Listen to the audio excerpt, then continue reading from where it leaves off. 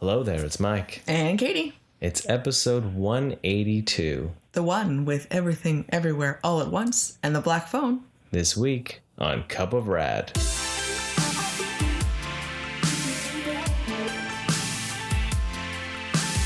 Hey everybody, we're back. We're back at it. We're in your ears. We're seeping through your pores into the unknown ether that is your brainstem. Wow. Deep into We're that. like infiltrating brains. We are. We do that on a... Can we osmosis it? Oh yeah, we kind of have to. Yeah. You know, because... Just force ourselves? No. We're not forcing. Oh, They're willingly. Willingly osmosis. Just... Yeah. Okay. Because they let us in by clicking on the episode. We're vampires. So they... Yes. By saying... energy vampire. By... You know what? Mike calls me an energy vampire. Not in like the sense that I am boring. I don't think. No, I don't. No. Not that. It's just always needing attention. Yeah. That's the kind of energy vampire you are. Yeah. So give me attention. Yeah. Yeah, there you go. Now you learned something new. And it's like only not even 2 minutes in. Fair deal, right? Yeah. So we went camping. That's why we're delayed right now. Yeah, let's just try to figure out where we have been to catch up into since it's been forever. Right? It's been completely... Summer is difficult for us because, you know, with Mike not having his normal job, kiddo not in school, it just things... and also, honestly, the long sunny days, it throws everything for a loop and we just totally get off sync. So, yeah. Anyways, we went camping. Yeah, we went camping. We took a few days away. We were far out, far enough away to not have cell reception, but close enough to where if anything went awry, we could come home, which is kind of a cool thing, right? Yeah, it was only about 45 minutes away, which was excellent. About 30 minutes out of cell service. So, so what was really cool about it was that the lake had so much runoff and all that in it that the water is higher than it has been in years, to the point where there is actually no beach. So there's little spits of sand here and there, but the one area, like the area that you would go to the beach, the sandy beach and all that, it's just all water. And where it's as far as, for me, where the water would originally hit is like chest deep. Yeah. Like in some areas. Like it was quite a trip to see. Yeah. It was all the way up to the forest growth and the underbrush and everything like that. So we only in order to hang out in the water, we trekked down the coast there of the lake and the shore, and found either logs or little tiny spits of sand and it was almost like a different world. It was like a tropical vacation. Yeah, because the water was so clean. Yeah, it was so clear that you could barely take a picture of it. Yeah. Like you could actually, it barely even distorted what was under the water. And so we kind of, we're hiking around, climbing over these trees, under these trees, these little tiny spits of sand. And I mean, it's nice granule sand too. Most of our normal lake we go to is just rocks. And so because it was all super over fun. that beach, there was like this lake usually doesn't have too much of a drop off, but like it was like really long, be able to walk. Oh yeah, we could go out really far. I could go out, pretty much just walk out, but the only problem was because it was so much of the snow runoff and stuff, and from the flooding in the fall, that it was cold. Yeah. Like I went under at one point and I came back up and I couldn't catch my breath really to get warm again. Well, I was just chattering. Yeah. Normally on our regular lake, it's also cold, of course, but I usually suck it up and just dive out there. And yeah, it's chilly, but I still enjoy the swim out a little farther. And I was like, you know what? We're just going to go for it. Like, we're just going to try. And I dove out and I think I could probably still touch where I was, even though it was farther out. And I panicked because I have never felt so cold I was afraid I would not be able to make it back. Mhm. And it wasn't even that far, but it was such a horrible feeling, honestly, to be like everything hurt. Yeah. And it wasn't even that cold. I can't imagine being in colder water than that. And I was just like, yeah, no, this is not relaxing. I need to get back to shore now. And so luckily it warmed up after that. That was the coldest day, and it warmed up after that. The water was cold, but not that cold. Yeah. It got to the point where it was like we could still enjoy it, even though there wasn't sun directly on us for a little while. And but it was definitely, it's no mistaking that it is a snow filled but compared to last year, me and Kiddo, when we were camping up there, we swam in the morning, we swam in the afternoon, and we swam at night. Yeah. And we, so. The one day that it was definitely the warmest, we were able to go back there in the evening and hang out, and it took a while for us to really. We never really swam.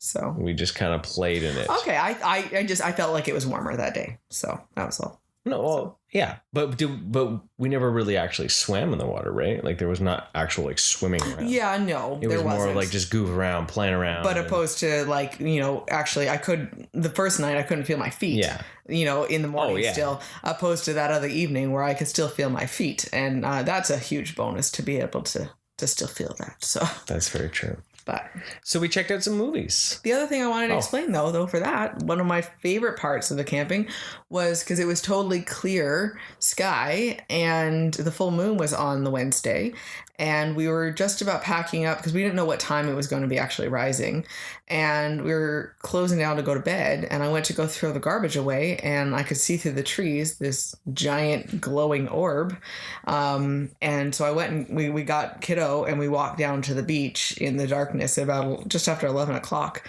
and got to watch the moon rise up over the lake on the crystal clear sky and see the reflection of the lake. It was just silent and just glass, and it was so cool because it was almost like a sunrise, and I thought that was really a special experience to be able to see something so magnificent, because also too we're so far away from everything, we don't have that same light pollution that we would have had of seeing it in town here on the house. It's not nearly as stunning if it's just rising over the houses here and you have all the light pollution. So that was super fun, and Kiddo was just super fascinated. He was so excited that he also had no road noise or anything like that. Yeah, exactly. So it was really peaceful and nice and serene. So that was a fun experience that was definitely unique to the situation. No, so it was a good camping trip. It was good. And we actually got to have fires. Yes. Which was really cool. Last year we didn't get to have wood burning fires, so we actually got to have s'mores and everything that goes about with a campfire, and that was a lot of fun. Mm-hmm. So. No, it was a good camping trip. I had never gotten to go camping at that lake. I was only visited them for the day last year. So that was exciting to have that different experience. It was much calmer, and we definitely, I think, want to go back next year, maybe as our more of a main focus for camping. I think that'll be a shift for that, because it was a lot more of an escape of a different situation. So really enjoyed it. But movies, yes. Yeah, we checked out a couple movies over this last little while here. One that I was really looking forward to looking at, it was Everything Everywhere All at Once. Yeah, it took a while for us to be able to find it. It took a little longer to come on demand than we thought it was going to be originally. So. Yeah, well, it waited as long, because I was like, well, that's weird. You can buy it on disc, and then it was like 2 days later it came out. Oh, okay. So that was kind of the weird moment of it taking longer, because so many other things have shown up so quickly. Yeah. So, but yeah, I was really looking forward to this one. It looked like it was going to be really kind of a quirky, film. Mm-hmm. And yeah, it was interesting. So what is it about? It's the idea of a multiverse. The idea that this lady ends up being pulled into this war of multiverse, where she's kind of a defining factor through all these multiverses. And her husband takes over her husband from the the Alphaverse because they feel that this is possibly the one to help save the multiverse. Well, it's interesting because then it's basically set on the theory that every choice that we make leads to a different path. So it's almost like you start with one path, and then the decisions you make, you create all these multiverses, I guess. Yeah. So that's how it was more created. But it's an interesting idea, though, that it's, is it one multiverse where different versions of different people all in that universe, or is it different multiverses of each of your own person? Or like, then it's just at what, who decides at what point it breaks off and is different, right? Yeah. Which is a philosophical conversation in itself about the idea of a multiverse. Yeah. But they choose this one as the one to save it because she is the most boring and ordinary of all of them and the most regretful of anything. She's the least extraordinary, least gifted, has done nothing in her life is basically how they portray it. And so she can gain, they can access their other versions of themselves. So she can access all her skills. Mm-hmm. So from all the other multiverses where she actually achieved greatness or a skill or something else so it talks about regret and choices that you make in your life. And from there. So it was really a bit of a trip. And the idea is that the multiverse is being attacked by a being that is in every universe. All at once. Yes, they've kind of hit that enlightenment almost moment where they've like converged and they can access everything and all at once. Yeah. So it's a real trip because it's dramatic, it has action, it has comedy, and it has surrealism. Yeah, it is everything. Yeah.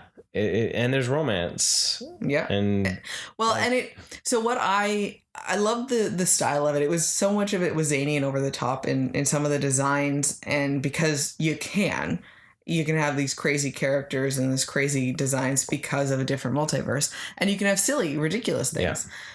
But I loved the underlying themes and how real they felt at the same time. It used the idea of multiverses and the key concept of the idea of all these different other versions of yourself based on choices that you had made, but to discuss the reality that we all feel at some point. Well, what would have happened if I had chosen this path instead of this path?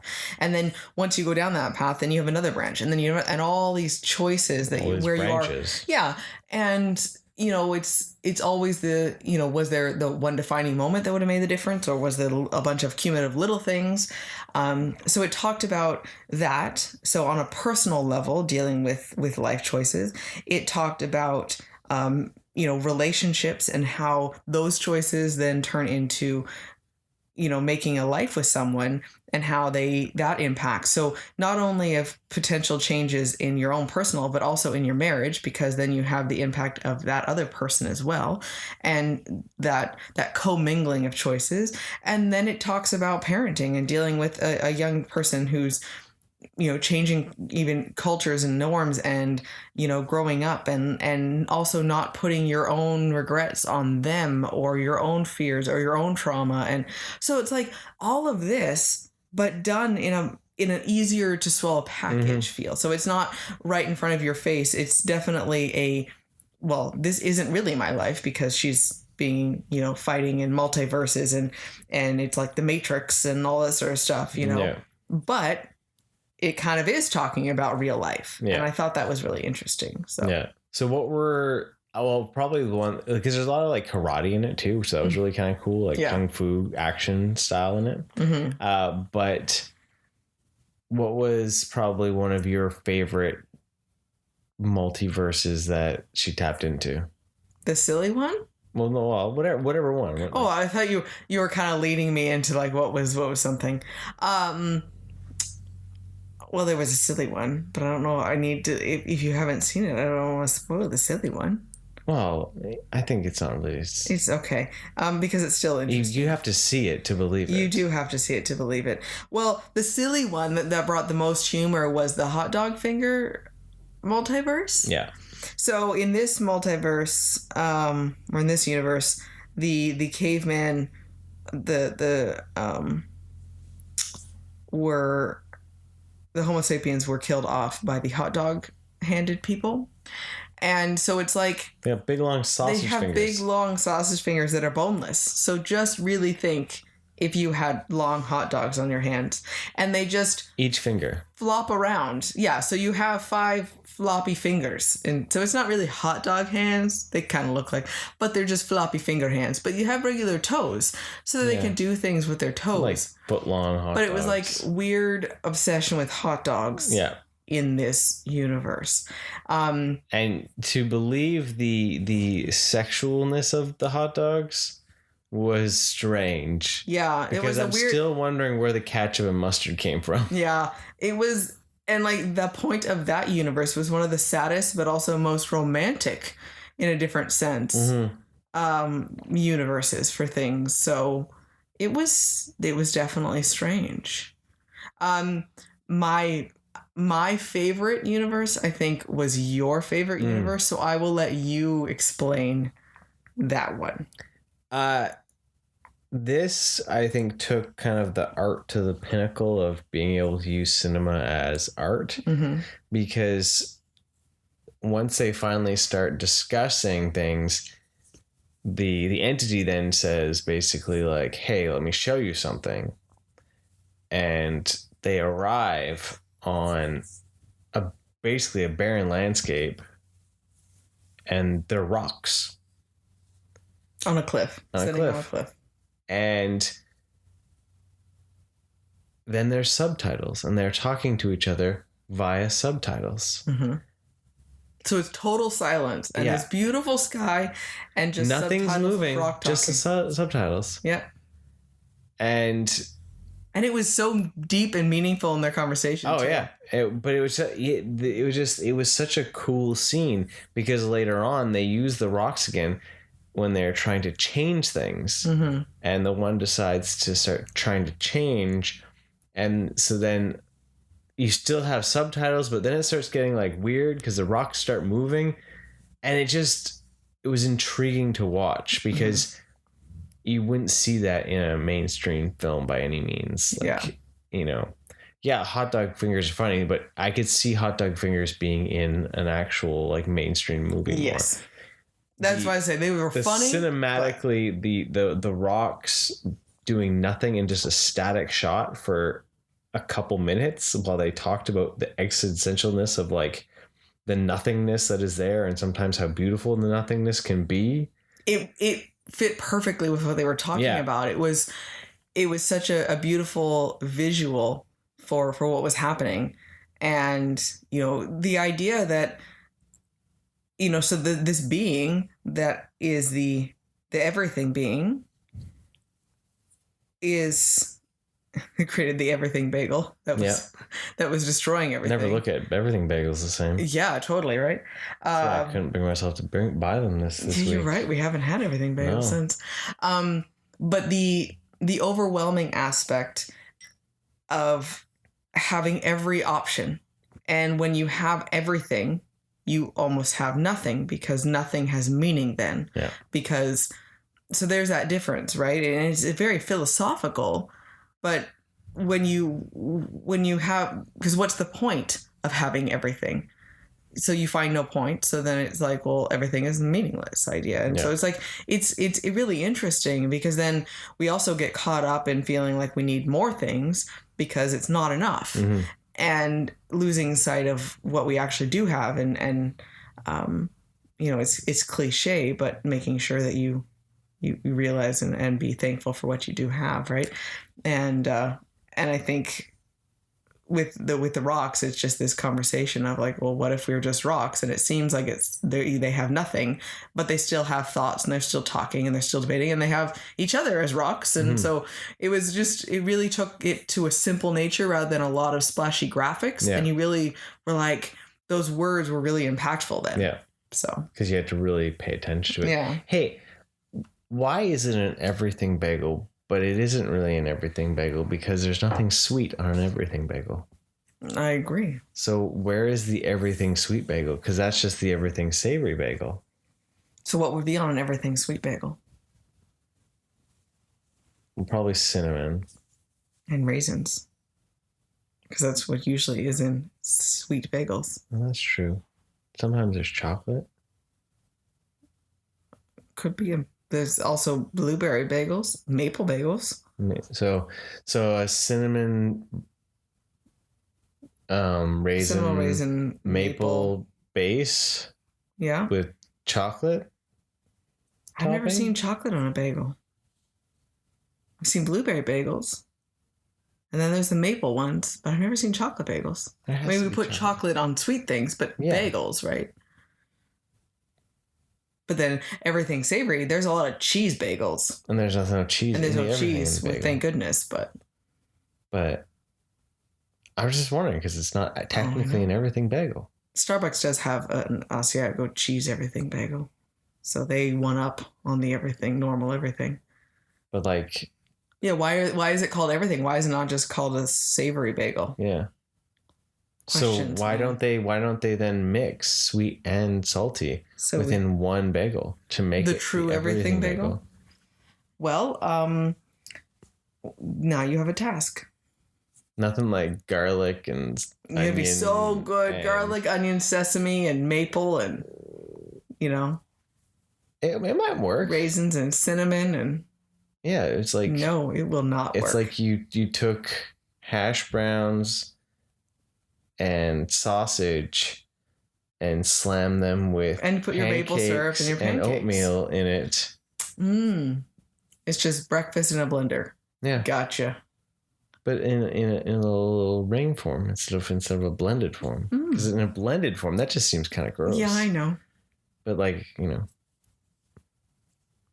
just wondering. Let us know if you've ever had a true everything. Now bagel. I'm curious to look if there's actually we're like not going to look at it now. Okay. We're not going to. We'll report back. Is there a sweet everything bagel? There probably is. There's probably some like really bougie place that does like everything.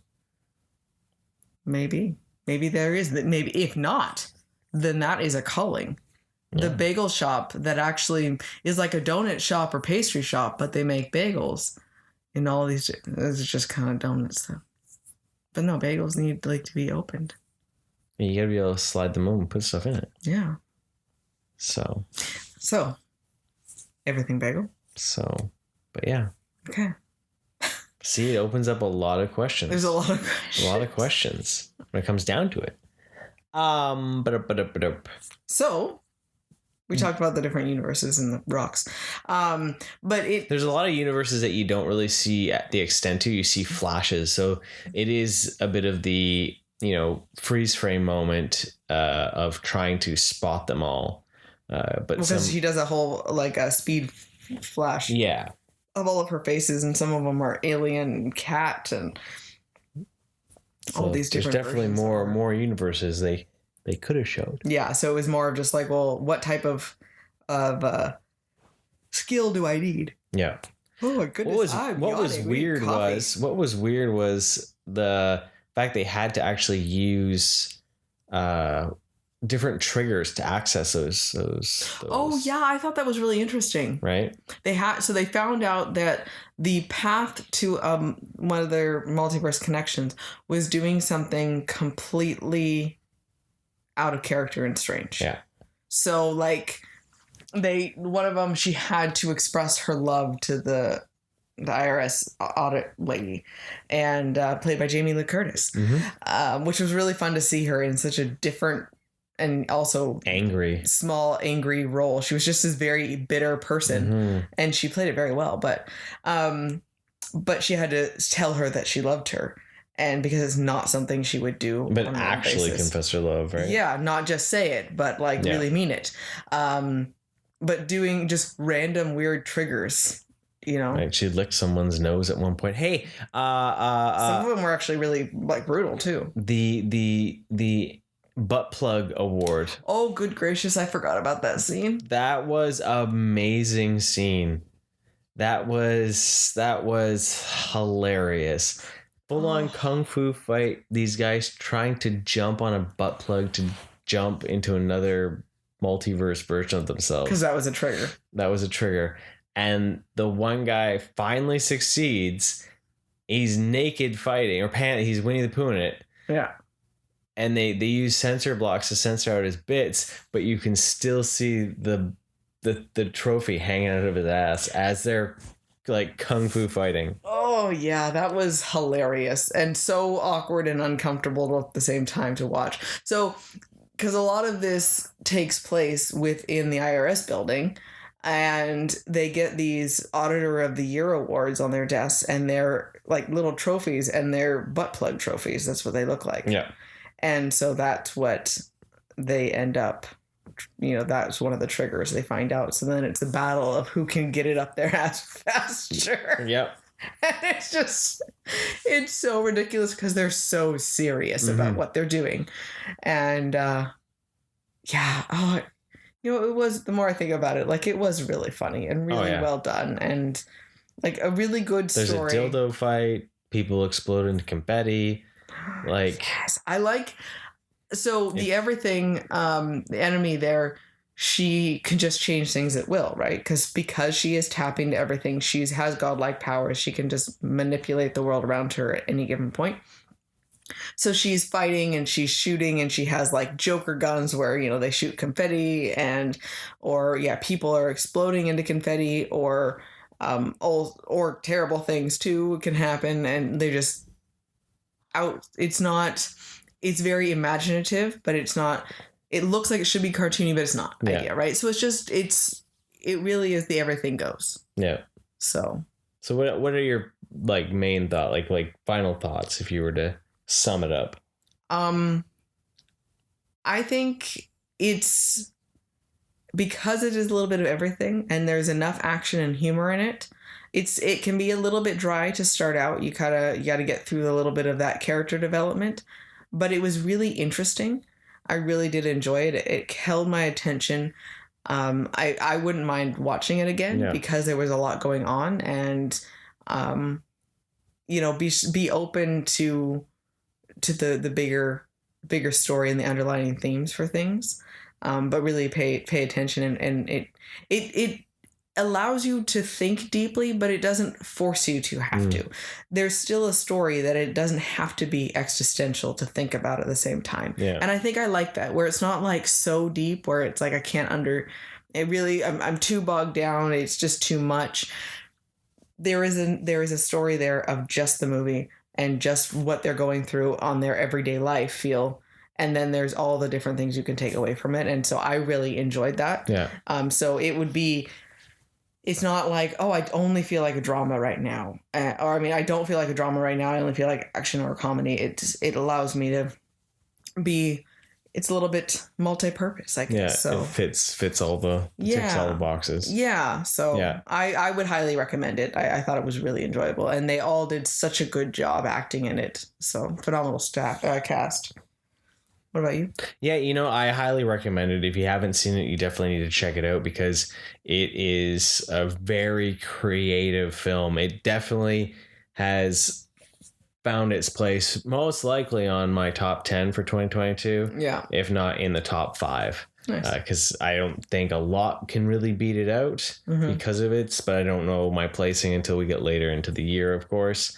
But it is very imaginative and very interesting to watch in every part of it. Like even in its dry moments, the heart and the story that's driven there is something to really pay attention to and find intrigue for sure. So everything, everywhere, all at once definitely filled my cup with rad.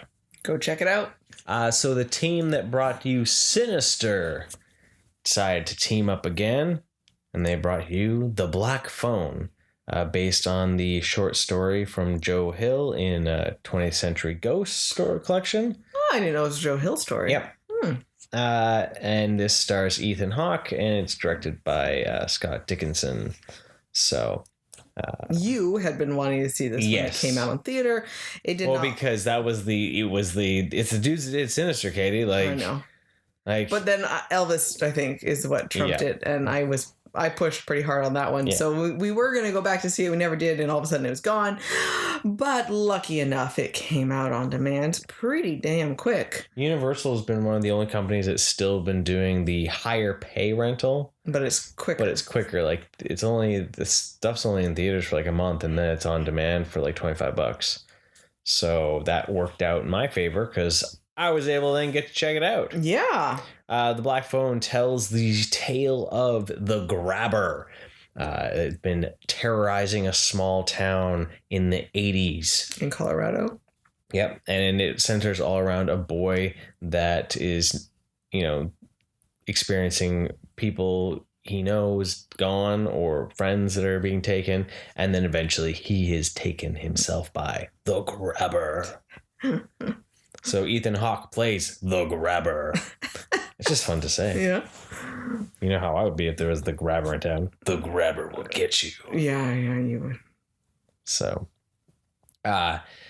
this here, the trailers and all that showed a bit more of a ghost story and all that, which it kind of has some supernatural elements to it. Well, it does. I was going to say kind of. It really does. But the real heart of the story is actually more of a human story because all being Joe Hill, yes, they're supernatural, but because he's the son of Stephen King, it's all more cerebral, like it's lesson still a way building. to move the character along versus the story of the actual supernatural or the horrific event. Exactly. So right at the bat, I really liked this movie. Yeah. It isn't necessarily a horror movie. Mm-hmm. I would put it in the thriller category, a supernatural thriller, or even definitely not a horror. It's a thriller. It is a thriller film. There are elements of horror, but I only had horrific moments. Yeah, I only had more of one or two jump scares, but it wasn't. I think the worst scene for almost cringe and uncomfortableness doesn't even come from the Grabber. Exactly. It comes from the kid's father when he decides to beat his sister. Yeah. And I think that's where the film gets its R rating from. His daughter. Yeah, he built the boy's sister. Yeah. And because that was a really hard scene. Yes, because it was very visceral, the screaming and the crying, right? Yeah, it was right there. And so the story centers around their relationship. So she has these visions and so it's that combination of kind of a medium type story, visions of what's going on with, the Grabber and the prior abductions. And so you have this connection with that and she's trying to find her brother, but it's much more of a survival of growing up, learning how to stand up for yourself, and taking lessons from everyone from your past. And that's really the point of the story itself. It's not to understand the Grabber or care about him at all, really. No. And that was almost refreshing because it wasn't about needing to know why he was doing this. You just knew he was a bad guy. He's a serial killer. Yeah. And he's alludes to trauma in his past, like most serial killers have. Yeah. They all are unstable people. And so it's interesting to hear what's going on with him, but it's not the point of the story because you're not supposed to care about the bad guy. You're supposed to care about the kid, making sure he figures out how to survive. Yeah. And I thought that was really, really interesting for it. The kid did a phenomenal job too. Mm. So the actor. Yeah. And Ethan Hawke did quite the performance with also wearing a mask for basically the entirety of the film. Yeah, I was blown away. And the movements and the voice and all that, he was just very eerie and very hard to place with his demeanor. And you could always tell what emotion he was trying to portray, because the mask changed. It had like a removable piece or something where he could have a happy, a sad, a blank, a stern, and then he could have different eyes, anger, and he could have horns and all those sort of different things, right?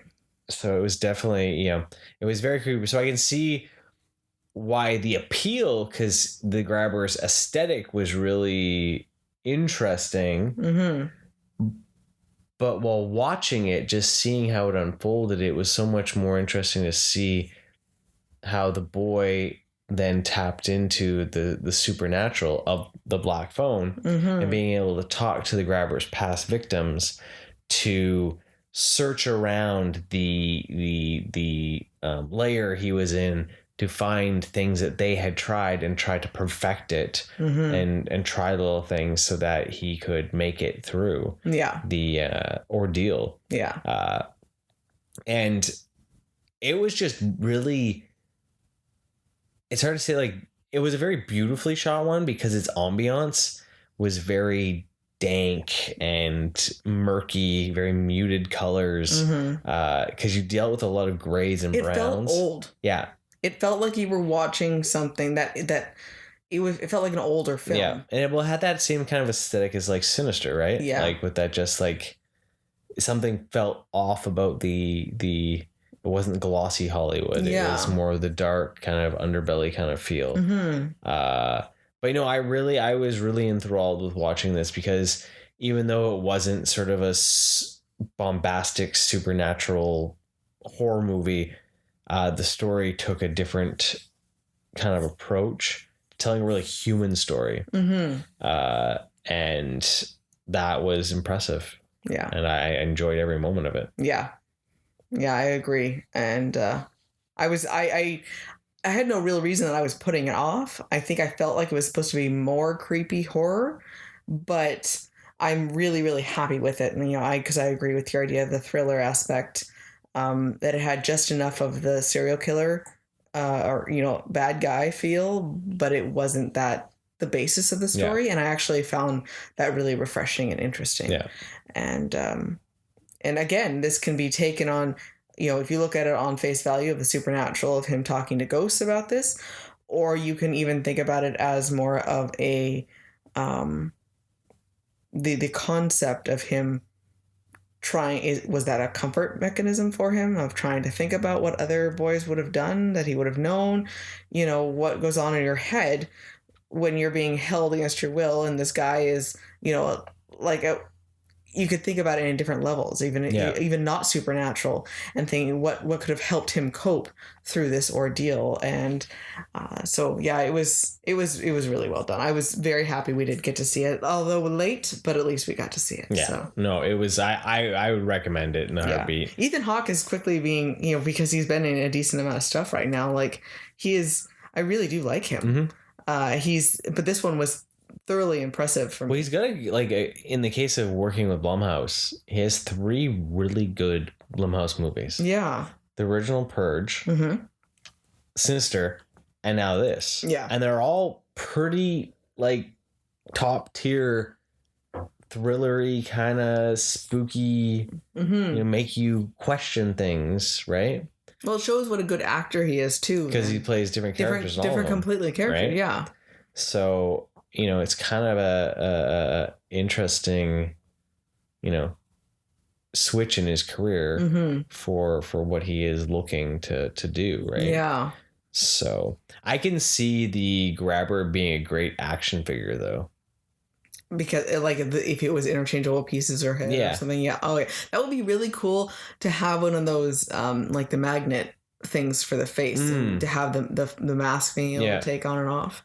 I liked the just enough sorry, I don't know, go back to the action figure, but just enough of the psychological content of the Grabber to show how messed up he was, and how they because in general they have to make their controlled situations, right? So once they have everything under control, then they're fine and they're calm and they're in control. But they're really easy. to throw off course and to get them all riled up. And he was no different than that. If he deviated from the plan or something changed, say the mask, anything like that, then he was just fall apart. So it shows that trauma, and it wasn't in any sort of sympathetic way. It was just like thank goodness, he's gonna fall apart. Let's just do this, right? So that connections for things. Yeah. So. But the action figure. It's just the idea. You'd be like, just that mask itself. It's like, it's super easily to be something to be iconically, used.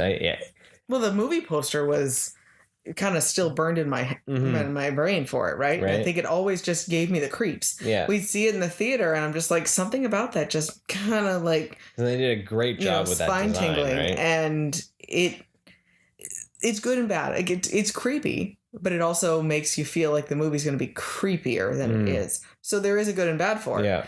But if you haven't seen it and you aren't quite sure, I would still highly recommend it. It was really well done. Was it that's the thing, because I think because the mask itself and that image of him with that mask is more, because whenever there's a mask in a horror type setting, it becomes the symbol of it. So I think it would be easy for someone to think that this is a film that's going to spawn the next Halloween. Yeah. Right. But it's not. It's such a it's almost as like a character itself within it. Right. But at the same time, it's just an accessory to said character. Is the mask possessed? And so it'll be like, no, it'll be passed on and it'll infect someone else. That's what's going to happen. No, please don't. No, it's in the ether. Now someone's going to do it.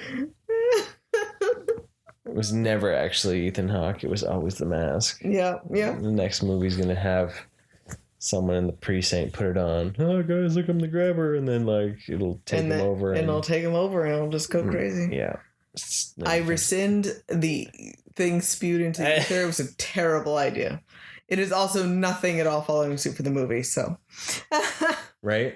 But yes, I think, too, the Black Phone is another one. I know I'm throwing, saying that the top 10 idea, but for quality of film, it's going to most likely fall into my top 10 for 2022 as well, because it just was that well put together of a film, right? Yeah. I know we still got a lot of movies left throughout the year and all that, but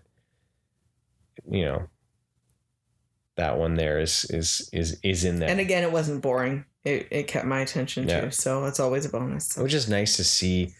I know it was based on an IP through an adaptation and all that, but it was well done. Be curious to see. Have you ever read that story or no? No, I've never been able to get my hands on a copy of 26 Be interesting to see people who have read the story and then their adaptation critique on it, right? Yeah. I mean, generally, there's always something to complain about with that, but if it's a short story, maybe it would make sense for it versus a whole novel, you know?